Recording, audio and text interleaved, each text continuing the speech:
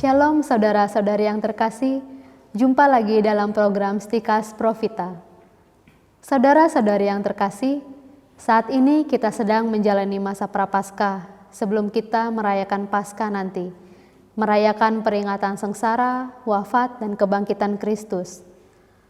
Masa ini kita isi dengan sikap tobat, dan dalam penghayatan praktis, gereja mengajak kita semua untuk melakukan tindakan negatif dengan menolak makanan atau minuman tertentu, dan tindakan positif dengan aktif dalam perbuatan-perbuatan baik terhadap sesama, terutama yang miskin, menderita, dan berkekurangan. Tindakan negatif, karena ini adalah bentuk penyangkalan diri kita, seperti yang diminta dan dituntut oleh Yesus kepada kita sebagai murid-muridnya. Kali ini kami mau mengajak saudara untuk berpuasa dan berpantang secara rohani. Tentu saja tanpa mengabaikan puasa dan pantang jasmani, yaitu berupa sikap tobat dengan menolak kebiasaan-kebiasaan negatif tertentu yang seringkali merusak hubungan kita dengan Tuhan dan sesama. Apa saja kebiasaan negatif kita yang merusak? Kali ini kami ingin menyebut tentang kebiasaan marah. Marah atau kemarahan merusak hubungan kita dengan sesama. Marah bukan saja terhadap diri sendiri, tetapi yang sering terjadi adalah kita marah terhadap orang lain. Tidak ada seorang pun yang melihat marah atau kebiasaan marah adalah hal yang baik, kecuali kalau kemarahan itu bermaksud untuk sesuatu yang baik dan mendidik. Misalnya, kemarahan seorang ibu kepada anaknya yang memiliki kebiasaan buruk, seperti hidup berfoya-foya dengan menghamburkan uang karena sering belanja hal-hal yang tidak penting, ataupun marah karena kelalaian dalam aturan tertentu. Inilah yang dilakukan Yesus ketika Dia memarahi orang-orang Yahudi yang menjadikan bait Allah yang suci itu sebagai pasar, menjadi tempat berjualan dan bertukar uang.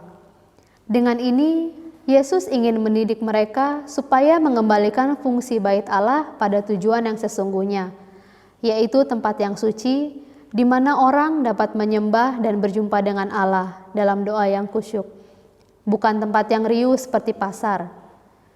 Yesus mau menegaskan batas antara hal yang suci dan yang bukan, antara mengejar mamon dan berjumpa dengan Allah. Dalam hal ini, Yesus sangat tegas dalam kemarahannya, dan kemarahan yang seperti ini bersifat mendidik. Sekarang kita kembali ke poin kita tentang kemarahan. Dalam kemarahan, orang dapat berkata-kata dan bertindak kasar. Dan kalau kita berbicara tentang dosa, kemarahan ini termasuk dosa pokok. Artinya dosa ini dapat melahirkan dosa-dosa lain. Misalnya, kemarahan dapat melahirkan dosa pembunuhan. Bukan saja pembunuhan secara fisik dengan mengambil hidup orang lain, tetapi yang paling sering terjadi saat ini adalah pembunuhan terhadap karakter seseorang. Dalam hal ini, pembunuhan dengan kata-kata yang kasar atau kata-kata yang halus tetapi menusuk hati orang lain adalah contoh paling nyata dalam hidup manusia dan sangat sering terjadi. Nasihat dari Rasul Yakobus tentang dosa karena lidah sangat bagus untuk kita refleksikan dalam masa Prapaskah ini.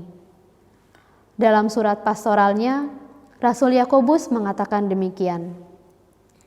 Kita mengenakan kekang pada mulut kuda, sehingga ia menuruti kehendak kita. Dengan demikian, kita dapat juga mengendalikan seluruh tubuhnya. Dan lihat saja kapal-kapal, walaupun amat besar dan digerakkan oleh angin keras, namun dapat dikendalikan oleh kemudi yang amat kecil menurut kehendak jurumudi. Demikian juga lidah, walaupun suatu anggota kecil dari tubuh, namun dapat memegahkan perkara-perkara yang besar. Tentu saja perkataan ini merupakan suatu simbol yang pertama-tama mau menunjukkan bahwa lidah manusia itu dapat memegahkan perkara-perkara besar, baik ataupun buruk. Tetapi manusia harus dapat mengendalikannya, seperti mengendalikan kuda dengan kekang ataupun kemudi sebuah kapal. Namun demikian, kata-kata ini dapat secara lebih jelas dipahami dengan membaca ayat-ayat selanjutnya, khususnya pada ayat 5 sampai ayat 8. Lihatlah betapa kecilnya api. Ia dapat membakar hutan yang besar. Lidah pun adalah api. Ia merupakan suatu dunia kejahatan dan mengambil tempat di antara anggota-anggota tubuh kita sebagai sesuatu yang dapat menodai seluruh tubuh dan menyalakan roda kehidupan kita. Sedangkan ia sendiri dinyalakan api neraka.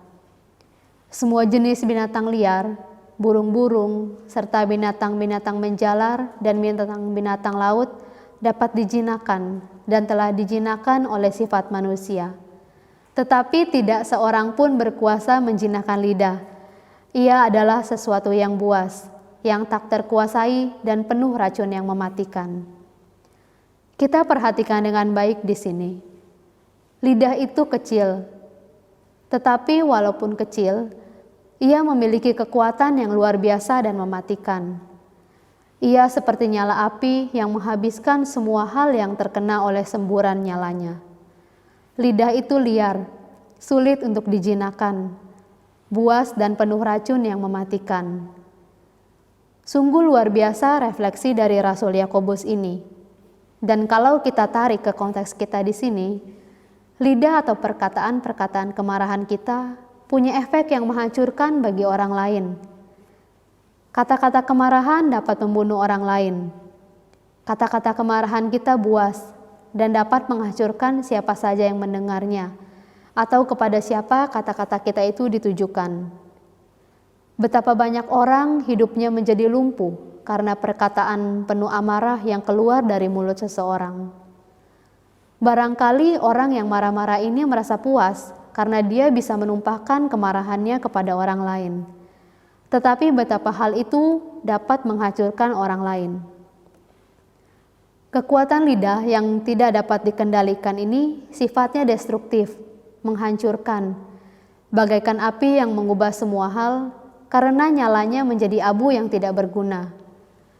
Demikianlah kemarahan yang membabi buta yang kita katakan dapat membuat orang lain menderita, bisa mengubah hidup orang menjadi hancur. Dalam kenyataannya, begitu banyak orang yang tidak berdaya yang disebabkan oleh dosa karena lidah ini. Tetapi tentu saja, lidah bukan hanya untuk menghancurkan. Lidah yang sama bisa kita gunakan untuk memuji Tuhan, memberikan semangat, support yang membangkitkan hidup seseorang. Tetapi Rasul Yakobus melihat sisi negatif dari lidah manusia, yaitu kemarahan karena perkataan-perkataan kita yang menusuk hati orang lain. Selanjutnya Yakobus mengatakan, dengan lidah kita dapat mengutuk manusia yang diciptakan menurut citra Allah. Dari mulut yang satu keluar berkat dan kutuk. Inilah saudara-saudara salah satu hal yang kita lakukan dan mungkin butuh perjuangan yang ekstra di masa Prapaskah ini, yaitu mengendalikan kemarahan kita. Kemarahan, terutama yang keluar dari perkataan kita, dapat benar-benar menghancurkan orang lain. Maka mari kita mengekang kemarahan yang disimbolkan oleh Rasul Yakobus dengan mengekang lidah kita.